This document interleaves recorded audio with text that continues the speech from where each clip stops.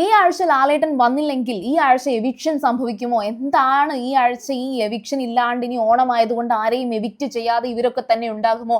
അപ്പൊ ആര്യൻ എങ്ങനെയാണ് പുറത്തു പോകുന്നത്? റെനെ എങ്ങനെയാണ് ഔട്ട് ആവുക? ഇനി വോട്ട് സ്പ്ലിറ്റ് ചെയ്തിട്ട് നൂറയോ ആദിലയോ ആരെങ്കിലും ഔട്ട് ആകത്തില്ലേ എന്നുള്ള ചോദ്യങ്ങൾക്കൊക്കെ ഉത്തരം വന്നിരിക്കുകയാണ്. ഇപ്പോൾ എവിക്ഷന്റെ ഒരു അനൗൺസ്മെന്റ് നടത്തിയിട്ടുണ്ട്. ഇന്നത്തെ എവിക്ഷൻ എപ്പിസോഡ് ഇന്നുണ്ടായിരിക്കും എന്നാണ്. അതായത് ലാലേട്ടൻ നിൽക്കെ തന്നെ എവിക്ഷൻ എപ്പിസോഡ് നടത്തത്തോളൂ എന്ന് മനസ്സിലായി. എന്നാൽ ഈ ആഴ്ച കംപ്ലീറ്റ്ലി ഒരു എപ്പിസോഡിൽ മാത്രമേ ലാലേട്ടൻ ഉണ്ടാകാനുള്ള സാധ്യതയുള്ളൂ. സാധാരണ അവർക്ക് ശനിയാഴ്ച ദിവസം 2 എപ്പിസോഡ്സ് എടുക്കും. ലാലേട്ടന്റെ ഫസ്റ്റ് എപ്പിസോഡും ലാലേട്ടന്റെ സെക്കൻഡ് എപ്പിസോഡുമായിട്ടായിരിക്കും. പക്ഷേ അത്തരത്തിൽ വരാനുള്ള സാധ്യത ഇല്ല. അത്തരത്തിലൊരു എപ്പിസോഡ് ഇല്ല.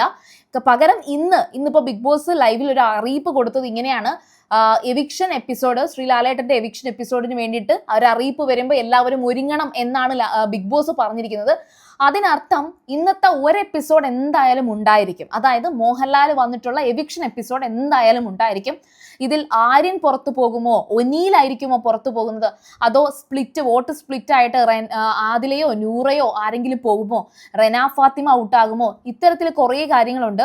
ഏതായാലും ഒരൊറ്റ ദിവസം കൊണ്ട് തന്നെ ലാലേട്ടൻ ചോദിക്കാൻ പറ്റുന്ന കാര്യങ്ങളൊക്കെ ചോദിക്കും എന്ന് തോന്നുന്നുണ്ട്. പക്ഷേ എവിക്ഷൻ എപ്പിസോഡ് ആണ് എന്ന് എടുത്തു പറയുന്നുണ്ട്. മേ ബി എവിക്ഷൻ എപ്പിസോഡ് എന്ന് എടുത്തു പറഞ്ഞ സ്ഥിതിക്ക് ചിലപ്പോൾ എവിക്ഷൻ മാത്രമായിരിക്കും കാണിക്കുക. ലാലേട്ടന്റെ പ്രസൻസിൽ എവിക്ഷൻ മാത്രമായിരിക്കാം ചിലപ്പോൾ കാണിക്കുക. ഏതായാലും ശരി, നമുക്ക് ഇന്നത്തെ എപ്പിസോഡ് അവർ ഷൂട്ട് നടക്കട്ടെ, നമുക്ക് എന്തായാലും അറിയാം. പക്ഷേ ഇപ്പോൾ സോഷ്യൽ മീഡിയയിൽ ഏറ്റവും കൂടുതൽ ഉന്നയിക്കുന്ന ഒരു കാര്യം, ഈ ബിഗ് ബോസ് സീസൺ 7 ഒരാൾക്കും അങ്ങോട്ടും ഇങ്ങോട്ടും യാതൊരു തരത്തിലുള്ള സ്നേഹവുമില്ല. എന്നാൽ ബിഗ് ബോസിന്റെ ആ ഒരു ഗെയിം മനസ്സിലാക്കി കളിക്കുന്നത് വളരെ ചുരുക്കം. അനീഷിനെ മാത്രമേ എനിക്ക് പറയാൻ ചിലപ്പോൾ തോന്നാറുള്ളൂ. അനീഷൊക്കെ മാത്രമേ ആ പേഴ്സണൽ ഗ്രിഡ്ജസ് ഒന്നും വെക്കാതെ നല്ല രീതിയിൽ കളിക്കുന്നത് അനീഷ് മാത്രമേ ഉള്ളൂ. വേറെ അങ്ങനെ ആരും ഇല്ല അവിടെ. പിന്നെ കുറച്ചുകൂടെ ക്ലെവറായിട്ട് ചിന്തിക്കുന്ന അബി, അതുപോലെ ബിന്നിയൊക്കെ ക്ലെവറായിട്ട് ചിന്തിക്കുന്നുണ്ടെങ്കിലും ഈ ഗ്രൂപ്പിസത്തിനകത്ത് പെട്ടുപോകുന്നുണ്ട്. അത് അബിയും അങ്ങനെ തന്നെയാണ്. അപ്പോൾ അബിയൊക്കെ കഴിഞ്ഞ ഒരു മത്സരത്തിന്റെ ഇടയിൽ തന്നെ അവർ പറയുന്നുണ്ട്, അതായത് ഇപ്പോൾ നിഷ്പക്ഷമായിട്ടാണ് അബിയൊക്കെ ചിന്തിക്കുന്നത്. അബിക്ക് ഈ പറയുന്ന കണക്ക് അനുമോളിനെ ഫേവർ ചെയ്യേണ്ട കാര്യവുമില്ല, ജിസേലിനെ ഒട്ടും ഫേവർ ചെയ്യുന്നില്ല, ആരിനെയോ അങ്ങനെ ആരെയും ഫേവർ ആയിട്ട് നിൽക്കുന്നില്ല. അബി എല്ലാവരുടെ അടുത്തുനിന്നും മാറി മാറിയാണ് നിൽക്കുന്നത്. അബിയുടെ ഒരു ഫ്രണ്ട് എന്ന് പറയുന്നത് അബി ഏറ്റവും കൂടുതലും പ്രത്യക്ഷത്തിൽ തന്നെ ബെസ്റ്റ് ആയിട്ട് പറഞ്ഞിട്ടുള്ളത് ഒനീലിനെയാണ്. സോ അവരൊരു ഗ്യാങ് ആയിട്ട് തന്നെയാണ് നിൽക്കുന്നത്. അപ്പോൾ അബി വരെ പറഞ്ഞൊരു കാര്യം, ഇനി അങ്ങോട്ട് ഒരു എവിക്ഷൻ എന്ന് പറയുമ്പോൾ നമ്മൾ നിസ്സാരമായിട്ട് കാണാൻ പാടില്ല. ഇതുവരെ എവിക്ഷൻ ആയിട്ടുള്ളവരെല്ലാവരും തന്നെ കുറച്ച് സൈലന്റ് ആയിട്ടൊക്കെ ഉള്ളവരാണ്, നമുക്കത് പ്രെഡിക്റ്റ് ചെയ്യാൻ പറ്റുമായിരുന്നു. പക്ഷേ ഇനി അങ്ങോട്ട് വളരെ ആക്റ്റീവായിട്ട് എല്ലാ കാര്യത്തിലും സംസാരിക്കുന്ന, എല്ലാ കോണ്ടന്റും ക്രിയേറ്റ് ചെയ്യുന്നവർ വരെ ഔട്ട് ആകാനുള്ള സമയം തുടങ്ങിയിരിക്കുകയാണ് എന്ന് അബി ഒരിക്കൽ ഒരു ലൈവ് സമയത്ത് പറഞ്ഞിട്ടുണ്ടായിരുന്നു. ഇനി അതാണ് സംഭവിക്കാൻ പോകുന്നത്.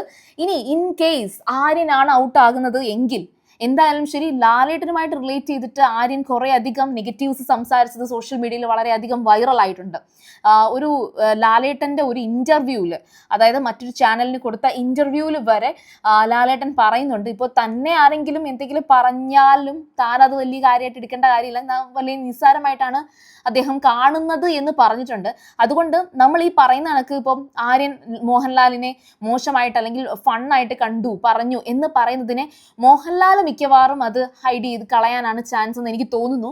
കാരണം ലാലേട്ടൻ ഇതിന്റെ പേരും പറഞ്ഞ് തന്നെ ഒരു കാര്യം പറഞ്ഞ് ഫണ്ണാക്കി എന്ന് പറഞ്ഞിട്ട് മോഹൻലാൽ ഒരിക്കലും ആര്യനെ ഒന്നും പറയാൻ പോകുന്നില്ല എന്നാണ് എനിക്ക് തോന്നിയിട്ടുള്ളത്.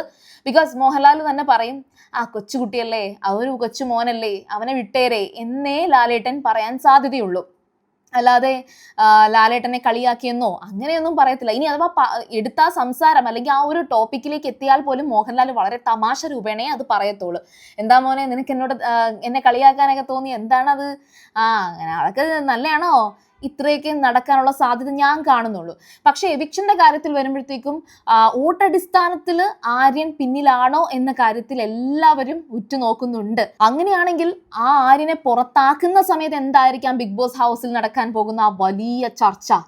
ഈവൻ ജിസേലൊക്കെ ഷോക്കായി പോകും. അങ്ങനെ ആര്യൻ പെട്ടുപോകുമെന്ന് എനിക്ക് തോന്നുന്നില്ല കേട്ടോ. ആര്യനെ അങ്ങനെ ഈസി ആയിട്ട് പുറത്താക്കാൻ കഴിയില്ല. മേ ബി ഒനീലിന് നല്ല സപ്പോർട്ടൊക്കെ ഉണ്ടായി വന്നിട്ടുണ്ട്. അപ്പോൾ ഒനീലിന് വോട്ട് കുറയുകയാണെങ്കിൽ ആര്യൻ, കാരണം ഈ ഒരു സീസണിൽ രേണുസുതി എത്ര ആക്റ്റീവ് അല്ലെങ്കിലും രേണുസുതിക്ക് നല്ല സപ്പോർട്ട് പുറത്തുണ്ട്. അതുകൊണ്ട് തന്നെ രേണുസുതി സേവ്ഡ് ആണ്. പിന്നെ ബാക്കിയുള്ളതിൽ ബിന്നി ഔട്ടാവേണ്ട കാര്യമില്ല. ബിന്നിക്ക് ഇനിയും എന്തായാലും അവസരം ഉണ്ടെന്ന് തോന്നുന്നുണ്ട്.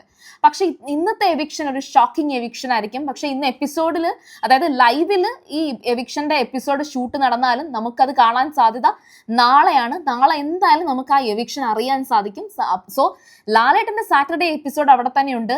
ഞായറാഴ്ച അവരുടെ ഓണം ആഘോഷമായിരിക്കാം. അതിൽ ചിലപ്പോൾ ലാലേട്ടൻ ജസ്റ്റ് ഒരു വീഡിയോ ക്ലിപ്പ് മാത്രമായിട്ടായിരിക്കാം ആ ഒരു കണക്ഷൻ ഉണ്ടാവുക. മോഹൻലാൽ ഒരു വിദേശ പര്യടനത്തിനൊക്കെ പോവുകയാണ്, മാറ്റിവെക്കാൻ സാധിക്കില്ല എന്നൊക്കെ ഒരു പ്രൊമോയിലും വന്നിട്ടുണ്ട്.